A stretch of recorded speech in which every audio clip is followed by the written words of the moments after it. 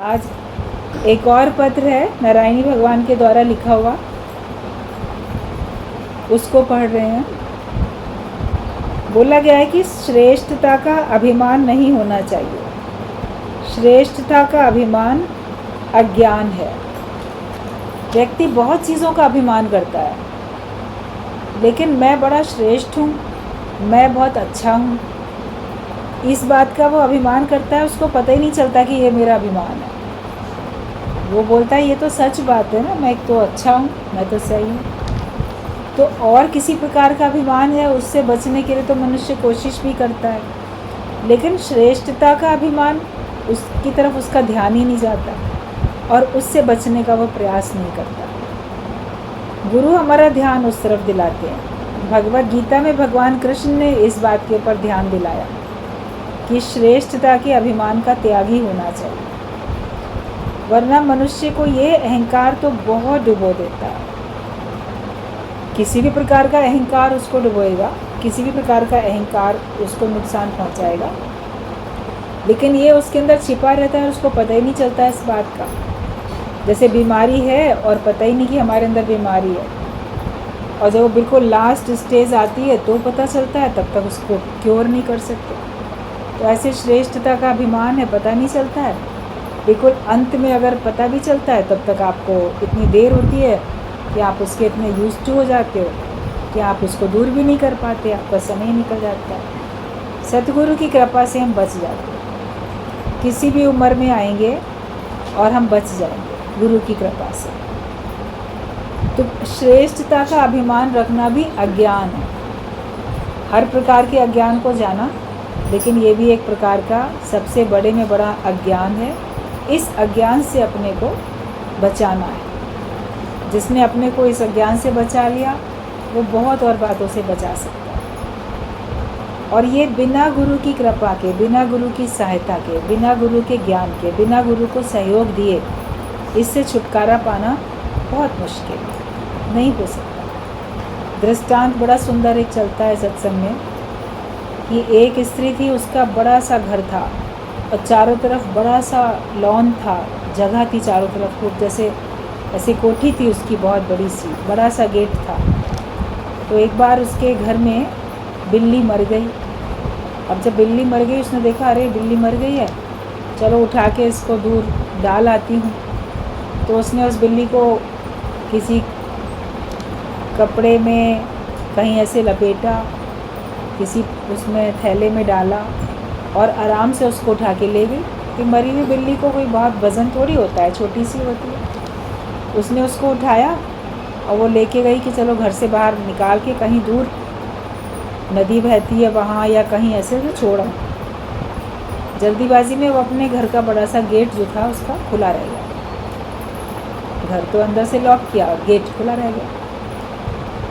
जब उसको बिल्ली को वहाँ पे वो छोड़ के वापस आई, मरी हुई बिल्ली को छोड़ के तो वापस आई, तो उसने क्या देखा कि घर का गेट खुला रह गया था।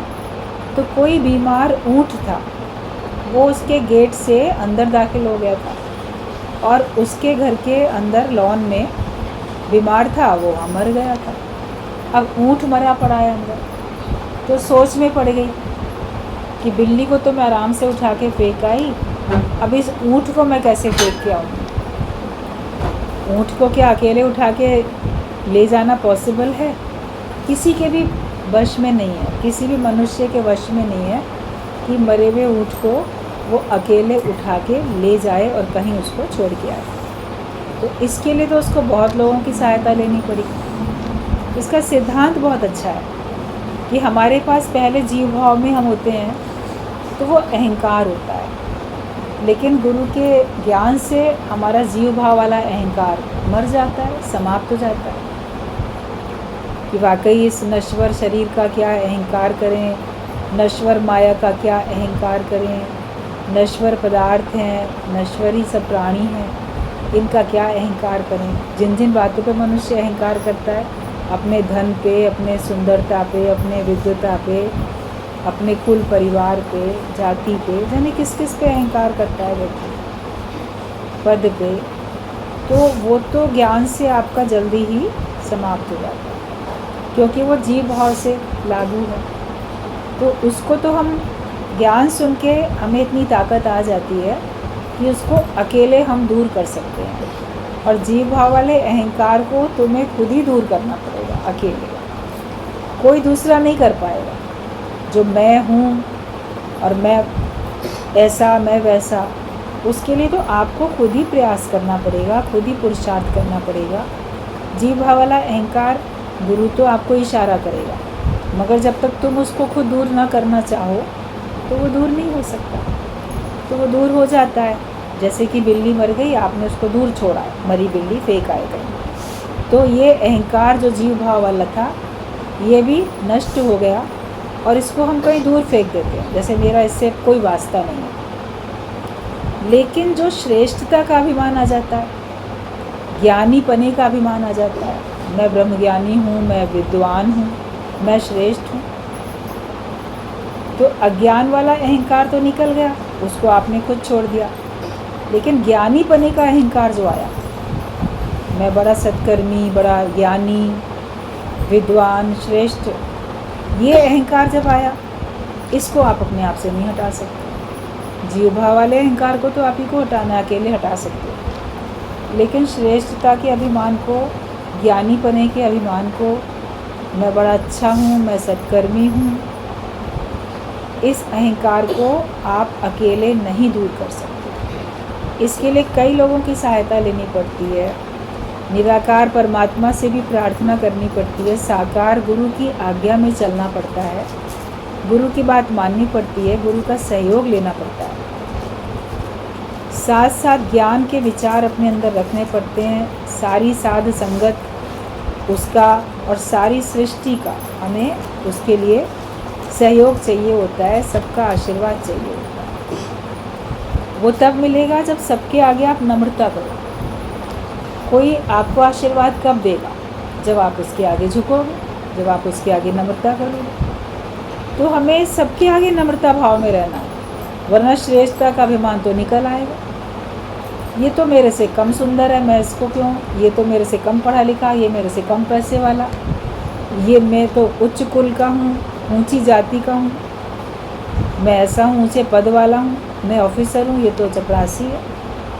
तो किसी के आगे भी आप इस तरह से अगर रखोगे भाव, तो फिर अहंकार कहाँ गया, श्रेष्ठता का अभिमान कहाँ गया? वो तो नहीं जाएगा। उसको दूर करने के लिए समस्त सृष्टि के आगे हमको नम्रता भाव रखना पड़ेगा, और तब सारी सृष्टि का प्रेम, सारी सृष्टि का आशीर्वाद हमें मिलता है। तो ज्ञान के मार्ग में आगे बढ़ने के लिए हमको जड़ और चेतन सभी के आशीर्वाद की ज़रूरत पड़ती है। और श्रेष्ठता का अभिमान बिना ज्ञान के, बिना गुरु की मदद के आप नहीं दूर कर सकते। इन सब की हमको सहायता लेनी पड़ती है, तब दूर होता है। तभी आप पूर्ण ब्रह्मज्ञानी बनोगे। वरना ज्ञान भी आया और ज्ञान के साथ अभिमान भी आया, तो वो तो ज्ञान आपका रावण हिरण्यकश्यप वाला हो गया ना। अभिमान अगर आया तो, अगर किसी बात का गुमान किया, किसी बात का मान किया, तो अभिमान तो आना ही आना। मैं कुछ नहीं हूँ, बी नथिंग हो जाए। तभी दादा भगवान ने कहा कि तुम बी नथिंग हो जाओ, मैं कुछ हूँ ही नहीं, हाँ कुछ नहीं, हाँ कुछ नहीं, मैं कुछ नहीं, मैं कुछ नहीं, मैं कुछ भी नहीं, तब सब कुछ हूँ। कि मैं कुछ भी नहीं हूँ और तब मैं सब कुछ हूँ। बीज बोलेगा मैं कुछ भी नहीं, अपने को धरती में मिटा देगा, तब तो बड़ा वृक्ष बन के सब कुछ हो जाएगा। लेकिन वो बोलेगा मैं बहुत कुछ हूँ, मैं क्यों मिटूँ, धरती में क्यों मिटूँ। अगर वो धरती में मिटेगा नहीं तो वो सब कुछ बनेगा कैसे? वो तो जो था वो भी राख हो जाएगा, ख़त्म हो जाएगा। हमारे अंदर सारी संभावनाएं हैं, मगर हमको नम्रता भाव में अपने को बी नथिंग करना है। जब मैं कुछ नहीं हूँ तब मेरे कर्म भी नहीं बनेंगे, तब हम बोल पाएंगे कि मैं कुछ करने वाले भी नहीं। तभी बोला गया बी नथिंग और डू नथिंग। ना कुछ करो ना कुछ बनो। करो मतलब कि कर्ता पने में नहीं आओ। कार्य तो आपसे होगा, बिना कार्य किए सुस्त आलसी बन के थोड़ी रह सकते हो। कर्म तो कुछ ना कुछ होते ही रहते हैं, मगर कर्म में कर्तापना नहीं आना चाहिए। तो श्रेष्ठता का अभिमान नहीं होना चाहिए। अपने अंदर जांच के देखो, अच्छी तरह से इंक्वायरी करो अपनी, कहीं ना कहीं किसी न किसी प्रकार का अभिमान है तो नहीं है, तो उसको दूर करो। श्रेष्ठता का अभिमान, मैं बहुत सही हूँ दूसरा गलत है, ये भी अभिमान है श्रेष्ठता का। मैं तो हमेशा सच में रहता हूँ, अगला माया में झूठ में रहता है। हम तो विकार रहित जीवन बिताते हैं, अगला विकारों में पड़ा है। हम तो सवेरे जल्दी उठ के पूजा कर लेते हैं, अगला तो देर तक सोता रहता है। कई बहुत सारी बातें ऐसी होती हैं कि जो हमको अभिमान में ले आए। अपने अपने अभिमान को चेक करना कि मैं किन किन बातों में अपने आप को बड़ा अच्छा समझता हूँ। अच्छा समझने में अहंकार तो नहीं आता उसका, या दूसरे से तुलना करके अपने को बड़ी शाबाशी पीठ तो नहीं ठोकते हो अपनी, तो उसके लिए अहंकार ना आने पाए। खुशी हो सकती है, लेकिन वो खुशी हमारी अहंकार में ना बदले, ये सावधानी बहुत रखनी। आपके पास है कुछ अच्छा है तो संसार में बहुत लोगों के पास अच्छा है, और हर एक अपना अपना पुरुषार्थ करता है, हर एक की अपनी अपनी प्रारब्ध है। सब जैसे चाहते हैं, हर एक का अपना स्वभाव है, वैसे ही चल रहे हैं। तो किसी को भी हम कंपैरिजन करके अपने से कम ना समझें। हो सकता है वो किसी और फील्ड में तुमसे ज़्यादा बेहतर हो, वो तुमसे कहीं गुना किसी और जगह पे ज़्यादा कुशल साबित हो जाए, जहाँ पे तुम फेल हो जाओ वहाँ पे वो काम उसका बन जाए, कुछ भी हो सकता है। तो हमें किसी भी प्रकार से अभिमान में नहीं आना। ये जो अभिमान है हमारा, ये हमको अज्ञानता से उत्पन्न है, अज्ञानता में ही हमको वो रखता है। हम अज्ञानी अपने को सिद्ध कर लेते हैं। तो श्रेष्ठता का अभिमान अज्ञान है, इस अज्ञान से हमें बचना है। फल की इच्छा वाला और अहंकार वाला कभी निष्कामी नहीं हो सकता। अगर किसी को किसी प्रकार की फल की इच्छा है और कर्म करने का अभिमान है, तो फिर आप कभी निष्कामी नहीं बन सकते। निष्कामी मतलब कि कर्म भी करो और आपके अंदर में कर्म का कोई बंधन भी ना आने पाए। कर्म करत होए नहीं कर्म, निष्काम नो कर्म। ये आपने कर्म किया भी मगर वो कर्म आपके खाते में आया भी नहीं, वो निष्काम होता है। जिसमें आपने कर्तापना नहीं रखा, करने का अभिमान नहीं किया और फल पाने की कोई भावना आपके अंदर में नहीं थी। तो जिसको फल की इच्छा होती है और अहंकार होता है, तो वो कभी निष्कामी नहीं बन सकता। संसार में जो भी कोई लोग कर्म करते हैं, वो फल की इच्छा रख के करते हैं। ये करेंगे हमें क्या मिलेगा, तो पहले सोच लेते हैं ऐसा करने से हमारा क्या होगा, मुझे क्या फ़ायदा होगा, मैं क्यों करूं। तो कर्म करने से पहले ही अपना नफ़ा नुकसान देखते हैं, फल चाहते हैं। ऐसा करेंगे तो भगवान क्या फल दे देंगे। आपको रोचक वचन शास्त्रों में मिल जाएंगे सत्कर्मों की तरफ प्रेरित करने के लिए, क्योंकि मनुष्य लोग ही लालची है। तो वो कहता है कि अच्छा अच्छा काम करो, तुम्हें स्वर्ग मिलेगा, सुख मिलेगा, ये होगा, एक देवे 10 पावे, क्या क्या सब रोचक वचन होते हैं। तो उनसे प्रेरित होकर व्यक्ति अच्छे काम करता है, इसीलिए वो रोचक वचन है, क्योंकि उसको फल की चाह है। बोलेगा मुझे कुछ मिलेगा नहीं तो मैं क्यों करूं, लोभी लालची व्यक्ति। फिर भयानक वचन भी होते हैं कि अगर पाप करोगे तो ऐसा होगा वैसा होगा, ताकि बचो पाप से। पाप से बचाने के लिए ही ऐसे डरावने शब्द बोले जाते हैं कि मनुष्य डरे और डर के वो बुरा कर्म करना छोड़ दे। लेकिन यथार्थ वचन होते हैं, ब्रह्म ज्ञान के वचन होते हैं, उस तरफ मनुष्य ध्यान नहीं देता, क्योंकि ना उसमें किसी प्रकार का रोचकता है कि हमें कुछ मिलेगा, और ना ही किसी प्रकार का भय दिखाया जा रहा है। हमें तत्व ज्ञान समझाया जा रहा है, वो उसमें रुचि लोगों की कम लगती है। ज़्यादातर वो ऐसे ही कार्य करना पसंद करते हैं संसार के लोग जिसमें उन्हें कोई प्रत्यक्ष सुख मिलने वाला दिखता हो, या मृत्यु के बाद स्वर्ग या अगले जन्म में सुख मिलने वाला दिखता हो। मिले सुख, माया का सुख, इसीलिए वो ऐसा काम करते हैं। तो जो फल की इच्छा रखेगा तो वो निष्कामी नहीं है, और जब तक निष्कामी नहीं बनोगे तब तक आपका आवागमन का चक्कर नहीं मिटेगा। कर्मी तो आवे कपड़ा न दरी मोक्ष द्वार। जो भी कर्म करेगा उसको तो देह रूपी वस्त्र मिलेंगे पहनने के लिए, उसको मोक्ष का तो खिड़की दरवाज़ा भी देखने को नहीं मिलने वाला। उस अमर लोक में वो जा ही नहीं सकेगा।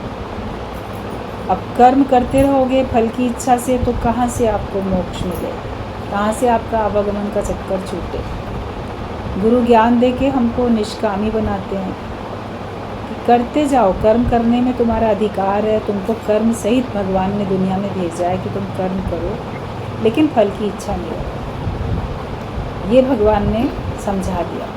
तो जो ये समझ जाता है वो निष्कामी होकर रहता है, और उसका फिर आवागमन के चक्कर से छुटकारा हो जाता है। वो दोबारा उसकी पुनरावृत्ति नहीं होती, वो दोबारा बार बार आता नहीं है। तो अहंकार वाला और फल की इच्छा वाला कभी भी निष्कामी नहीं हो सकता। सभी कर्मों के लिए ज्ञान ज्योति चाहिए। समत्व योग वाला, सब में आत्मा देखने वाला इसी जन्म में छूट जाता है। सभी कर्म करने के लिए आपको ज्ञान की ज्योत चाहिए। संसार के सभी कर्म करने के लिए वो कर्म का आपको ज्ञान होना चाहिए। जो बिजली ठीक करने के लिए आता है इलेक्ट्रीशियन, उसको अपना उस कर्म का ज्ञान है।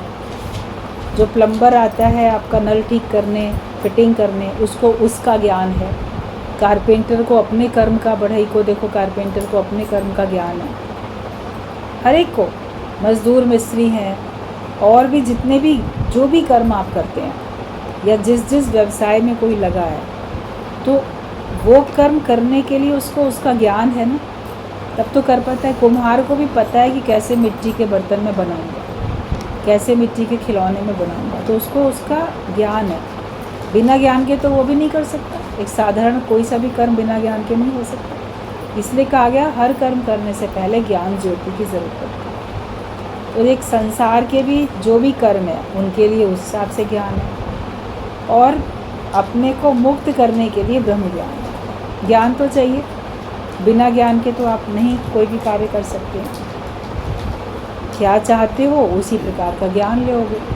अगर वास्तव में भक्ति चाहते हो, मुक्ति चाहते हो, मोक्ष चाहते हो, तो आप ब्रह्म ज्ञान लोगे, ये ज्ञान पक्का करोगे। और जो संसार के दुख सुख चाहते हैं वो संसार का ज्ञान प्राप्त करते हैं। माया चाहते हैं, माया का कैसे मिलेगी उसका ज्ञान लेते हैं। सबकी अपनी अपनी रुचि होती है। तो सभी कर्मों के लिए तो ज्ञान ज्योति की ज़रूरत होती है। समत्व योग वाला, सब में आत्मा देखने वाला इसी जन्म में छूट जाता है। जिसका समत्व योग है, जो सब में एक भाव रखता है, एक ही परमात्मा है, एक ही आत्मा है सब में, सर्व में ज्योत ज्योत है सो, दिसते चारण सब में चानन। वे जिसमें ऐसे रोशनी आई, उसके रोशनी होने से तो सब में रोशनी आ गई। सर्व में ज्योत तो एक ही है। इतने सारे दिए दिखाई देते हैं। दीपावली में कितने मोमबत्ती, कितने दिए जला लेते हैं, उनकी गिनती बहुत होती है, मगर देखा जाए तो ज्योत तो एक ही होती है। एक से ही तो अनेक ज्योत बन जाती है, एक से जलाया जाए। ज्योत में तो कोई अंतर नहीं होता। दिए अलग अलग हो सकते हैं, कोई गोल, कोई चौकोर, कोई छोटा, कोई बड़ा, मगर ज्योत देखो उसमें सब में आपको एक सी नज़र आएगी। मोमबत्तियाँ अलग अलग शेप की, रंग बिरंगी भी हो सकती हैं, मगर ज्योत उसमें सब में एक सी नज़र आएगी। तो सबको सत्ता देने वाली शक्ति एक ही है। वो एक परमात्मा सब में विद्यमान है, और उस एक परमात्मा से ही सारे संसार में रोशनी है। सारा संसार कार्य करता हुआ दिख रहा है उस एक परमात्मा की सत्ता से। तो जो ये समझ जाता है कि सब में एक भाव है, भगवान का भाव है, भगवत भाव है, समत्व योग, उसके लिए सब एक समान है। ये अपना, ये पराया, ये भेद, ये तू और मैं नहीं है, तो वो जन्म मरण के चक्कर से छूट जाता है। जब तक आपका समभाव नहीं होगा और सब में एक आत्मा नहीं देखोगे, तब तक आप जन्म मरण के चक्कर से छूटोगे। अभी अगर आपने ये बात पक्की कर ली तो यही आपका अंतिम जन्म हो जाएगा। आगे जन्म आपको लेना है कि नहीं लेना है, उसके लिए आपको आज पता चलेगा। आप थोड़ा अपने पे अगर ध्यान दोगे तो आपको समझ में आएगा कि अभी मुझे और जन्म लेने पड़ेंगे, या अब मुझे और जन्म नहीं लेना पड़ेगा, क्योंकि मुझे संसार से कुछ चाहिए नहीं, और मेरे लिए सब एक बराबर है, सब एक भगवान ही है। अब मेरे अंदर की मैं ख़त्म हो चुकी है, अब भगवान इधर भी तुम हो, उधर भी तुम। भजन तो गा लेते हो, मैं देखूं जिसोर प्रभु जी, सामने मेरे तुम ही तो हो। तो ये आंखें चारों तरफ बाहर देख के बोल देंगी, लेकिन अपने आप को देख के भी तो बोलो कि यहाँ भी तुम ही हो। आईने में अपने को देख लेते हो, या वैसे भी तो अपने को देख ही रहे हो ना, जान ही रहे हो अपने को। जब सब और देखा तो अपनी ओर भी देख लो, थोड़ा अपनी तरफ भी नज़र डाल लो। अपने अंदर में दृष्टि क्यों नहीं डालते हो? बाहर तो बहुत देखा, काहे अंतर नज़र ना डालिए, अपने अंदर भी तो नज़र डालो, तो वहाँ भी तो भगवान है। तो जो समत्व योग हमारा लग जाता है, सब में एक समान देखते हैं, तो हम इसी जन्म में अपने को मुक्त कर पाते हैं। समता योग में रहने वाला कौन सा पाप और पुण्य देखेगा? जो भी समता भाव में रहेगा, ना उसको कोई पाप दिखाई देते हैं, ना उसको कोई पुण्य दिखाई देता है। उधर है ही सब एक समभाव है। ये सब परिवर्तन हो रहा है, सब अपने अपने हिसाब से चल रहे हैं। आज कोई हमको किसी के साथ बुरा करता हुआ दिखता है, हम बड़ा उसको दोष देते हैं, अपने भी कर्म बनाते हैं। क्या मालूम वो पिछले जन्म में उसी के साथ इससे भी बहुत बुरा करके आया हो, और आज वो इस रूप में आके उससे बदला ले रहा है। हम तो नहीं जान सकते कि ये नया कर्म बनाता है या पुराने कर्म का भुगतान भुगतता है। तो ज्ञानी इन सब बातों को देखते हुए भी भगवान को छोड़ देता है। भगवान तेरी लीला, तेरा न्याय, और तुम जानो। हम केवल एक सीन देख रहे हैं, दृष्टा होके बैठे हैं, उससे मेरा कोई इफेक्ट नहीं पड़ रहा है। अनअफेक्टेड होके ज्ञानी बैठता है। एक दृष्टा होके बैठता है, और दृष्टा भी कर्मों का नहीं बनता, वो दृष्टा भी उस परमात्मा का ही बनता है। ईश्वरीय है सब ओर में, इधर भी उधर भी। एक ऋषि थे, ब्रह्मज्ञानी ऋषि, उनके शिष्य भी थे। तो उन ऋषि का नाम पाणिनि था। तो वो एक बार अपने जंगल में अपने कुछ शिष्यों के साथ ऐसे विचरण कर रहे थे, जा रहे थे।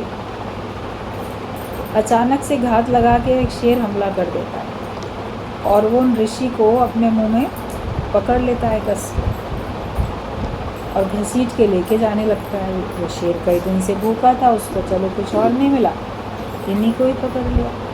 शिष्य एकदम से चिल्लाए, तो बचाएं कैसे, बचाओ, कुछ करें। तो शेर के मुंह में पड़े उन्होंने एकदम से ज़ोर से अपने शिष्यों से कहा, बस बस कुछ नहीं, दूर रहो। और इस वक्त मैं शेर के रूप में मैं ही मांस खाने का आनंद ले रहा हूँ। ये उन्होंने अंत में उनको बोला कि नहीं नहीं कुछ नहीं, ऐसा हो रहा है, शेर के रूप में मैं ही तो अपना पेट भर रहा हूँ, मैं ही तो मांस खाने का आनंद ले रहा हूँ शेर के रूप में। तो जो अपने को उस ऋषि की देह में पहले मान रहे थे, और शेर ने हमला करके उन्हीं को खाने के लिए पकड़ के ले जाने लगा, तो उन्होंने कोई कर्म नहीं बनाया, ये पाप हो रहा है, ये बदकर्म हो रहा है, ये ऐसा हो रहा है, वैसा हो रहा है। उन्होंने कहा नहीं, ये जैसे कि शेर के रूप में भी मैं ही हूँ। तो ऐसा देखने वाला समत्व योग में आ जाता है। तो ना वो पाप देखता है, ना पुण्य देखता है, ना वो देखता है कि घोर अंधेर हो गया। जगत वाले तो लोग बोलेंगे ना, भगवान तेरे राज्य में अंधेर है अंधेर, रोटी नहीं किसी को तो किसी को मोतियों का ढेर। शिकवे शिकायत करते हैं, या ये तो बड़ा घोर अंधेर हो गया, ये तो बड़ा पाप हो रहा है, गलत हो रहा है। मगर उन्होंने कहा कि उस रूप में भी मैं ही करता हूँ, तो सम्मत्व योग था। तो ऐसा भाव जब बन जाता है कि हर रूप में मैं ही हूँ, मतलब अपने को नुकसान पहुँचाने वाले के लिए भी वो भाव नहीं रखा कि ये शेर मुझे खा रहा है, मेरे कौन से कर्मों का फल मिल रहा है, जो मेरा शरीर का अंत ऐसे हो रहा है, या क्या पता मैंने इसको कभी पहले खाया था, ये मुझे खा रहा है। ये सब कुछ नहीं होता। बोले हर रूप में मैं ही तो नहीं खा, समान भाव। तो ना पाप देखा ना पुण्य देखा। तो कोई भी कर्म हमको सामने दिखाई देते हैं, दृष्टा होके बैठो, साक्षी होके बैठो उसके, लेकिन ये पाप हो रहा है कि पुण्य हो रहा है, इतनी भी बुद्धि क्यों चला। वो बिल्कुल तुर्यापद अंत की अवस्था हो जाती है ब्रह्मज्ञानी की, जो उस भाव में रहता है। बाकी कर्म करने में भी अंदर से उसकी वही भावना होती है, लेकिन लोग शिक्षा देने के लिए उपयोगी बातें वो बताता रहता है, अच्छाई के रास्ते पर चलने के लिए बोलता रहता है, बुराई से बचने के लिए ब्रह्मज्ञानी हमको उपदेश करता है। पाप से बचाएगा, अज्ञानता से बचाएगा, पाप क्या होता है ये भी बताएगा, अज्ञान क्या होता है ये भी बताएगा, ताकि हम उससे बचें। लेकिन फिर स्थिति ना पाप है ना पुण्य है, ना ज्ञान है ना अज्ञान है, ना दुख है ना सुख है, सभी द्वंद्वी जोड़ों से उपरामता हो जाती है। फिर जगत बना ही नहीं, जगत में मैं और मेरा है ही नहीं, मैं ही नहीं हूँ, तो क्या है? जब है ही नहीं, जगत ही नहीं है ही भगवान, तो क्या पाप और क्या पुण्य? उसमें दो चीज़, फिर ये दोनों चीज़ें हो ही नहीं सकती हैं, पाप और पुण्य। तो हम जब समता भाव में आ जाते हैं, समत्व योग में आ जाते हैं, तब हमारे अंदर से ये वाला द्वैत भी ख़त्म हो जाता है कि ये अच्छा ये बुरा, ये पाप ये पुण्य, क्योंकि वो सबको देखता ही भगवान करता है। बुरा देखने वाला पहले खुद बुरा है। जो किसी को बुरा करके देख रहा है तो पहले वो खुद बुरा है, उसकी नज़रों में तेरी दोष है, दुनिया निहारता। तुम्हारी अपनी नज़र में दोष है, तुम ही बुरा करके देख रहे हो। पहले तुम्हारे अंदर जीव भाव है, तुम्हारे अंदर स्वार्थ है, तुम्हारे अंदर इच्छा है, जिसके कारण से तुम बुरा देखते हो। इच्छा पूरी नहीं होती, बुरा देखते हैं। स्वार्थ पूरा नहीं होता, गलत समझने लगते हैं। जीव भाव है तो दूसरे को भी जीव भाव करके देखते हैं। तो तुम खुद बुरे हो तो तुमको बुरा दिख रहा है। कभी बोला गया कोई बुरा नहीं है भले मन के वास्ते। अगर तुम्हारा मन भला है तो फिर तुम्हारे लिए कोई भी बुरा नहीं है। अपने मन को भला बनाओ, अपने मन को अच्छा बनाओ, तुम्हारा मन अच्छा बन जाए तो तुम्हें अपने ऊपर नाज होगा कि ज्ञान के कारण से, गुरु की कृपा से, भगवान की कृपा से आज मेरा जीवन इतना सुंदर निर्मल हो गया। कबीर मन ऐसा निर्मल भया जैसे गंगा नीर, तो पाछे लगा हरि फिरे कहत कबीर कबीर। कि मन इतना निर्मल है, कोई मलिनता ही नहीं है उसमें, किसी प्रकार का कोई खोट नहीं है। तो इस बात से कितनी खुशी होगी। और ये सब कैसे जीवन बना?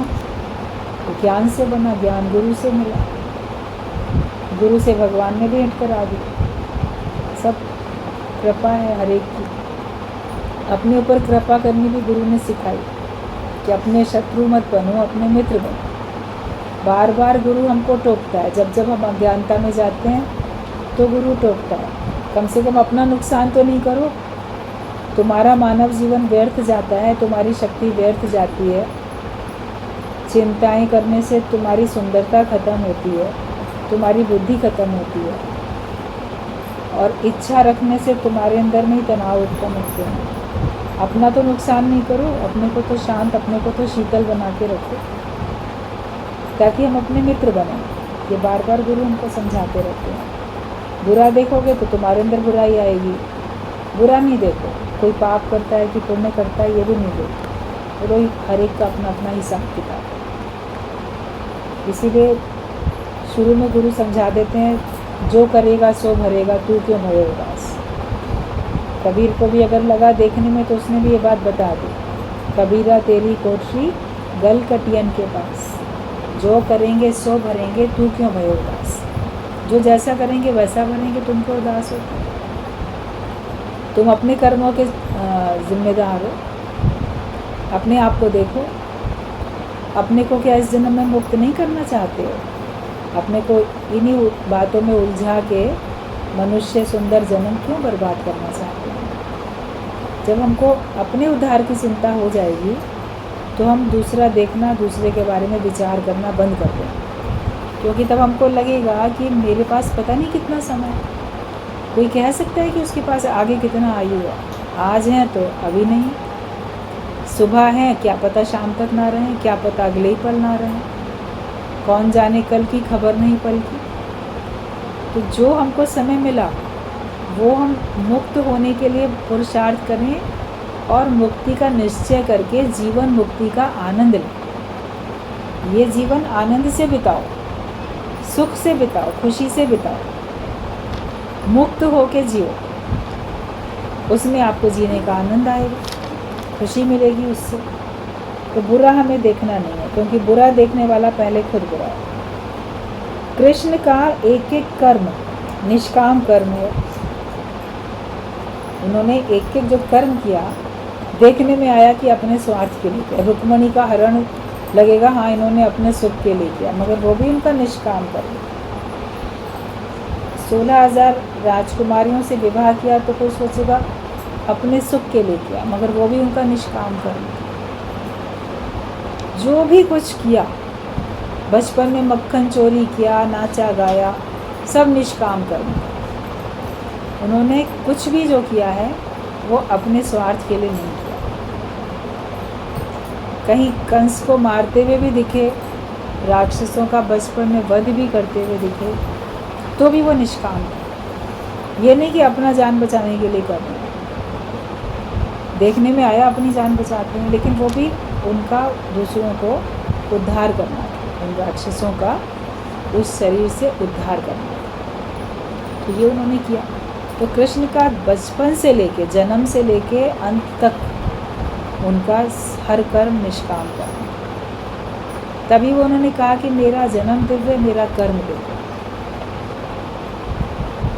अपना अपना देखो, जन्म तो जैसा भी था, लेकिन क्या हमने अपने जन्म को दिव्य बनाया?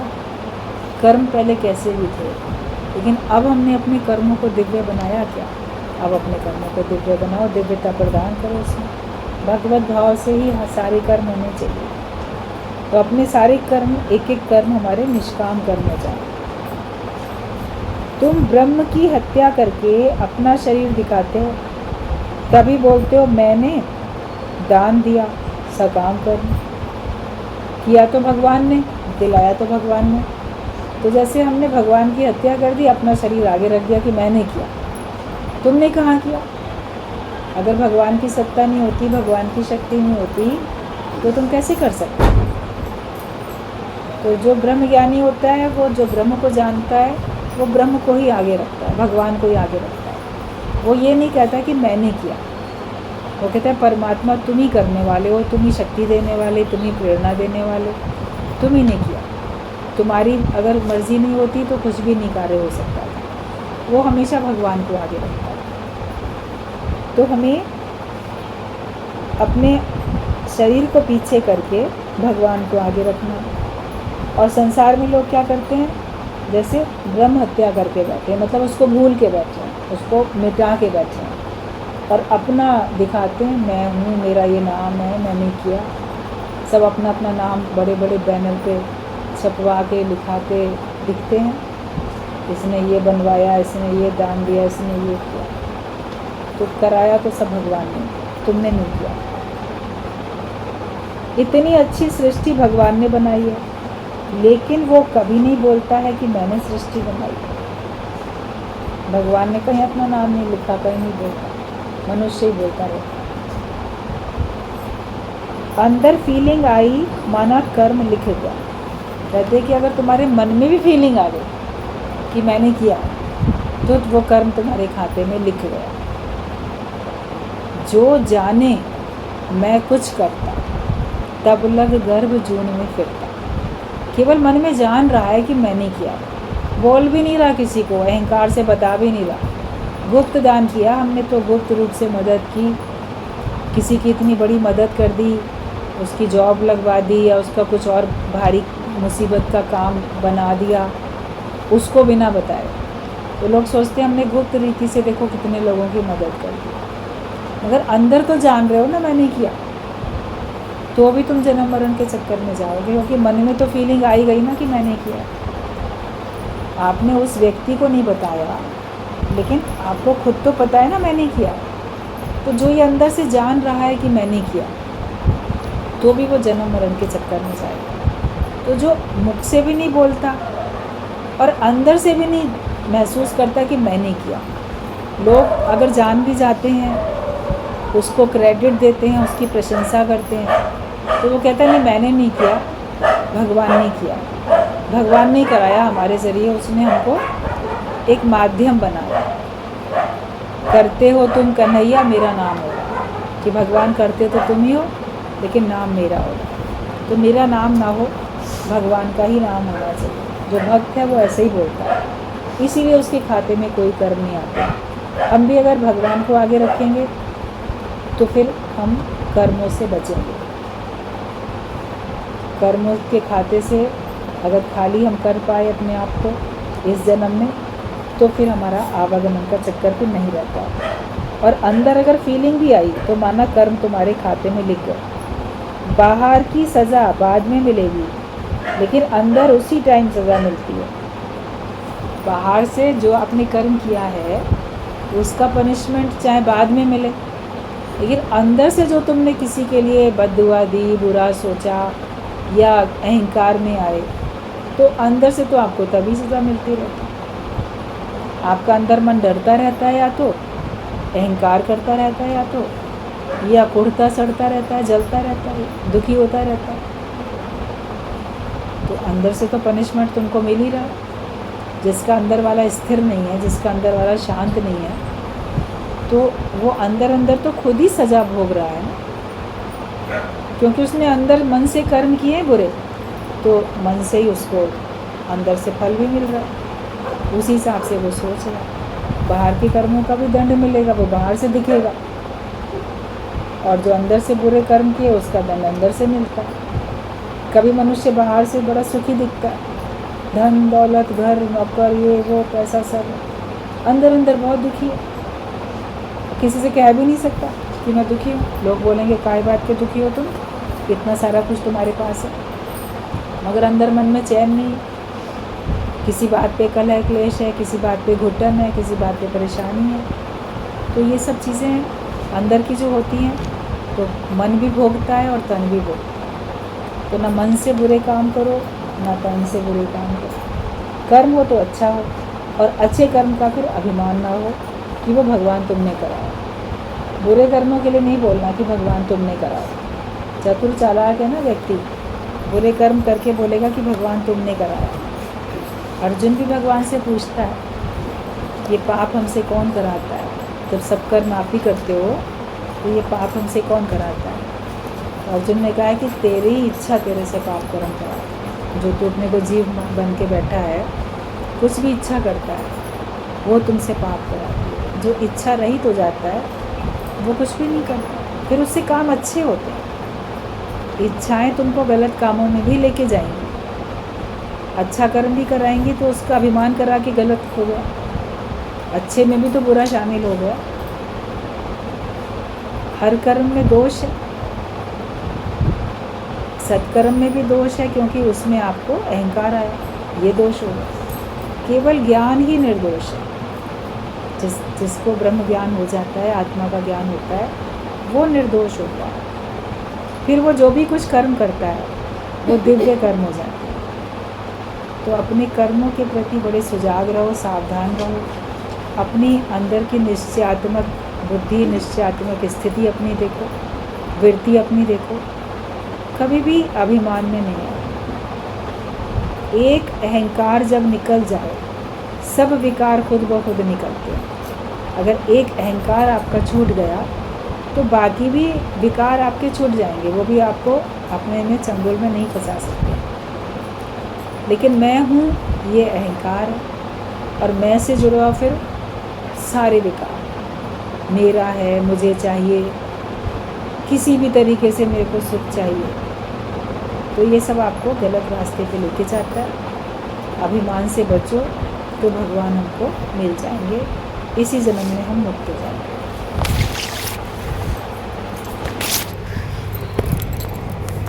ये आगे पत्र और भी है, आगे नेक्स्ट